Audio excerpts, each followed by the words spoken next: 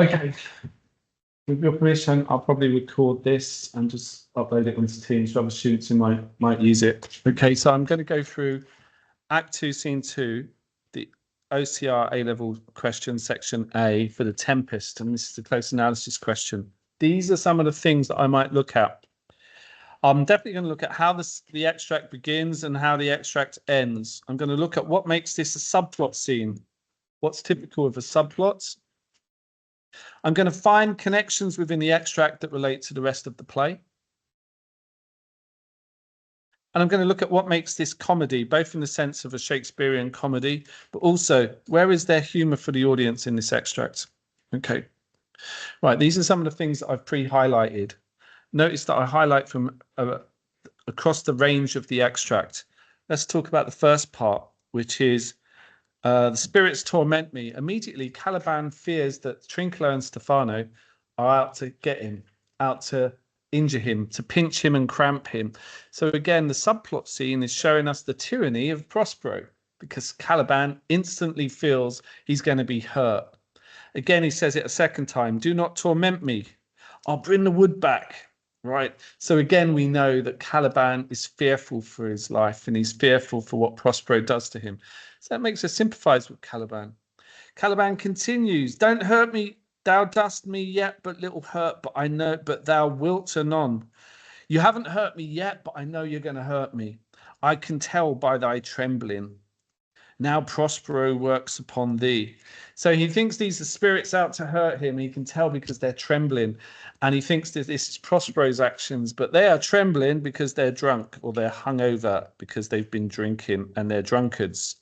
So while there is comedy in this scene, in confusion, it's also relating perhaps to, it relates to the cruelty that we've seen Prospero give to Caliban. And we see the effects of this tyranny and cruelty. Right. Now, Stephano doesn't know what is happening because Caliban and Trinculo are under a gabardine, under a big cloak. So he thinks it's a big four-legged monster. So the physical comedy, the slapstick comedy comes from the confusion. And in a way, this is like watching clowns at the circus. Confused, right? Just confusion. And that's where the humor is. Physical slapstick comedy and confusion. So he says, where the devil should he learn our language? Again, references to devil, like these Christian readings of sin and punishment. But how can he speak? Reminds us that Prospero taught Caliban how to speak. And he said, I learned how to curse. And the first thing that Stephano says, well, this thing shall be a present for any emperor. Again, the way characters see Caliban, first of all, they see him as a merchandise, a thing that they can profit from and exploit. But also a present for any emperor. We could argue that Clarabelle has been seen as a present for any emperor as well. So what I'm doing is I'm making connections between what I see in the extract and the rest of the play by my focus on the extract. He says, I shall make him taste the bottle. I can recover him and make him tame, and I'll get someone to pay for him. So again, this idea of exploitation, using someone, exploiting them for what they can bring you, is a little bit like what Prospero does to Caliban as well. He exploits him for his knowledge of the island. Okay. Later in the play, when Stephano and when Antonio and Sebastian see Caliban for the first time, they say, well, this would be something we could buy, we could exploit, we could sell him, you know, if he was at market. So again, this idea of exploiting Caliban is seen. Right. Right. Now, Stephano continues. Here is that which will give language to you, cat. Again, he's going to give him the drink that will give him the language. So the alcohol acts like as a tool of control, in the same way that Prospero uses language as a tool of control, and the way that Prospero uses magic as a tool of control. I might look at how he describes him as a cat. Caliban has been described as a tortoise, earth, a beast, a moon calf. What other things has he been called? Monster. So all characters animalize him. This will shake your shaking. So Caliban is shaking out of fear. whereas they are shaken out of alcohol withdrawal or being drunk. So there's confusion. At the same time, Trinculo speaks and hears the voice of his friend, but he is drowned, and these are devils. Oh, defend me. So again, the idea of being plagued by devils reminds us that maybe Caliban is plagued by the devil who is Prospero. So we question the divinity of Prospero in this play. Okay. This play is a romance play as well as a tragedy, as well as a comedy. Comedies and romance plays often have shipwrecks, people lost at sea. They're about the power of nature and how man is not more powerful than nature. In shipwrecks, we see that people are lost and then found. They lose their identity and then their identity is found. Okay. And I think in this scene, Trinculo and Stephano find themselves again. Later on in the play, other characters have to find themselves. Trinculo thinks Stephano's been lost at sea, and then he finds him here. He says, wow, you're my friend Stephano. This reminds us of Ferdinand and Alonso have to find themselves in Act 5. Okay. So you're constantly looking at how Shakespeare makes parallels and opposites. Notice how the word parallel spelt. It's often spelt wrong, as is deceived and soliloquy. People don't write a big P for Prospero, incredibly. They should. Stephano sees a creature with 4 legs, most delicate monster. Again, Caliban is called a monster even later on in the play, so you might make a point of that. And he says he has a backwards voice and a forward voice. He literally speaks out of his arse. And there's a kind of comedy, a coarse comedy, a vulgar comedy for the subplot for the audience. Shakespeare is not embarrassed by making a bum joke, okay? And maybe that coarse, vulgar slapstick comedy appeals to the audience who may be drunk, the groundlings. Remember that the theatres were in the South Bank of London, where all the prostitutes and whorehouses were, and they were owned by the Bishop of London. So there's a hypocrisy about religion and sex that Shakespeare deals with in Measure for Measure. It was a place for bear baiting. It's a place where people went to the theatre absolutely drunk. So seeing drunk characters and clowns on stage reminds them of themselves, and it reminds them of the humour. Shakespeare has to appeal to all of his audiences, right? And so talking about how someone speaks out of both ends would be funny, and that might actually get a ha-ha. Sometimes hard to see comedy in extracts. You have to imagine it performed. Where is it most clownish? I will pour some alcohol in thy other mouth. So again, a creature that has 2 holes would be funny. Okay. All right then. And then the other mouth calls out, mercy, mercy. Christian words abound. Okay. This is a devil and no monster.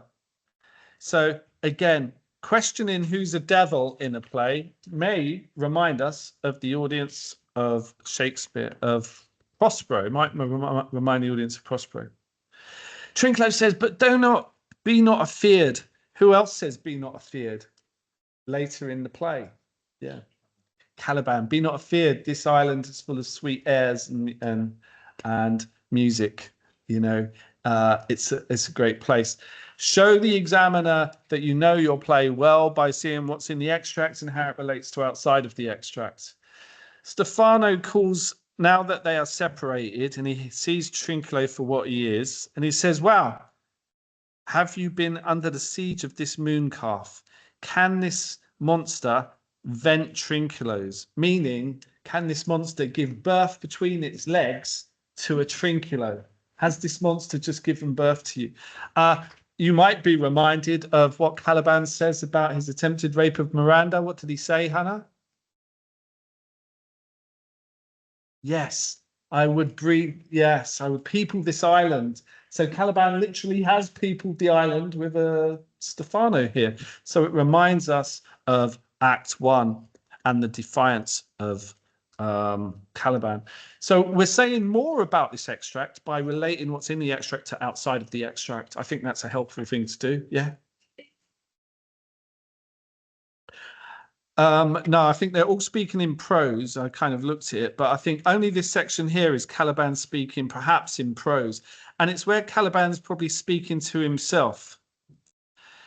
Caliban says, these be fine things, and if they be not sprites, that's a brave god and bears celestial liquor. I think maybe that's in verse, and maybe it raises Caliban above the other characters. He's less clownish than them. But at the same time, he's very mistaken. He calls it celestial liquor. He's drunk now, by the way. Caliban's drunk. And it's funny. It's like, you know, people on TikTok who like give alcohol to dogs and then dogs just get really drunk. It's bad, but maybe some people might find it funny. I don't really. But it's the idea of Caliban has now been made drunk. And immediately he wants to worship these people as fine things, as brave gods. Now, I might talk about that. Who else instantly sees someone and worships them? Yes, Ferdinand and Miranda. Who else worshipped Prospero? Well, Caliban worshipped him instantly. He shall be my god. So again, celestial liquor works like magic. And Caliban is now in the sense of is worshipping again.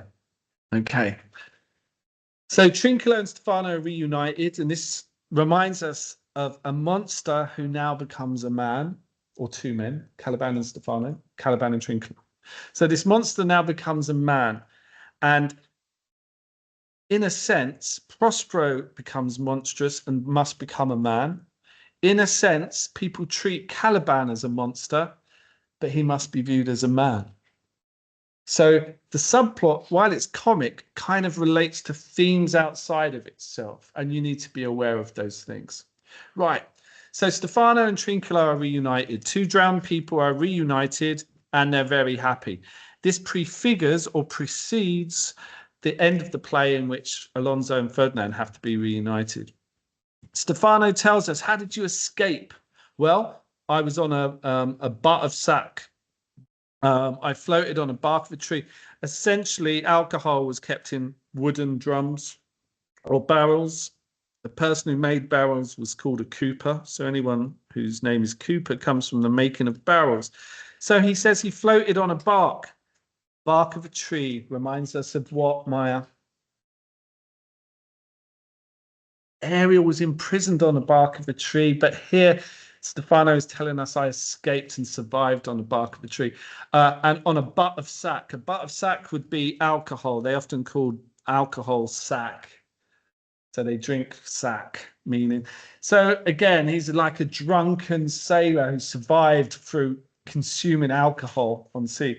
There's an interesting story about the chef on the Titanic who survived for 2 hours in the water because he drank a bottle of rum and his body temperature went down with the alcohol, and he managed to be picked up as one of the survivors from being absolutely drunk from drinking a bottle of rum. But here it's for humorous purposes. Caliban finishes the scene. Remember to look at the beginning and endings of scenes by saying, I shall swear upon that bottle. Alcohol becomes like the Bible. Later on in the play, Stephano tells Caliban to swear on the book, kiss the book, he says, which is kiss the bottle, kiss this Bible. So Caliban swears on this, I shall be thy true subject, for this liquor is not earthly. So again, the idea of someone or something which is not earthly reminds us of Ariel. It reminds us of the worship of alcohol. Humorously parallels the worship of magic. Prospero worships magic. Caliban worships Prospero and then fears Prospero. So we've looked at how this works as a subplot. It works as a comic relief, but it also connects and explores the wider versions of the play. It also shows us the wider play from a different perspective. We see Caliban as a victim of Prospero's tyranny. It works because it's rather like seeing clowns at a circus. Confusion, loss of identity, mistaken identity. All of these things are usual in Shakespeare's subplots, but the language relates to the characters in the wider sense of the play. So in terms of language, these characters have spoken in prose. Subplot characters usually do. Prose is usually used for confusion as well. Okay, I've gone on longer than I expected to. If there's any one time Caliban slips into verse when he's thinking to himself, perhaps a kind of conclusion. And while that conclusion might be a false conclusion, it reminds us that it elevates Caliban above being merely a clown. Okay. I would always do this question first, because this question then relates to the second question here, and you can quote from the first question in the second question. In The Tempest, it is difficult to distinguish between the men and the monsters. Using your knowledge of the play, to what extent do you agree with this view of the play? Now, you've got 30 minutes. It's not a full question. It's not a full essay. Get straight into different ways of seeing how people are seen as men and monsters. This is how I might plan this answer. Very quickly. Yes, I'd look at where men are monsters, and it's easy to see it. It's easy to distinguish it. Antonio, particularly, Sebastian, okay? Even Alonso in Usurping Prospero. But also, power turns Stephano and Trinculo into monsters. Stephano's willing to kill Trinculo if he disobeys him. In another way, and maybe another paragraph, some women are described as monsters. Prospero calls Sycorax a monster and various things, and Kate is described as monstrous as well. Now, some people are mistaken for monsters. Maybe Caliban isn't a monster, but he's seen as one, and you could maybe explore that. Maybe Caliban is a monster for his attempted rape of Miranda. But maybe an audience would see grey areas with Caliban, and so that might bring in a post-colonial reading, the effects of tyranny. And so maybe it's harder to distinguish. Notice I'm using the phrase of the question. It's harder to distinguish if Caliban is a monster or a man. Physically, he's described as a monster. If we're looking at monsters and men, I might have a paragraph on this way. Monstrous men eventually become good men. And you would look at Act 5 for that. And maybe the Christian reading of the text might take people from sinners or monsters to salvation. And we've explored that recently. So within that, would you like to make a point? Go on.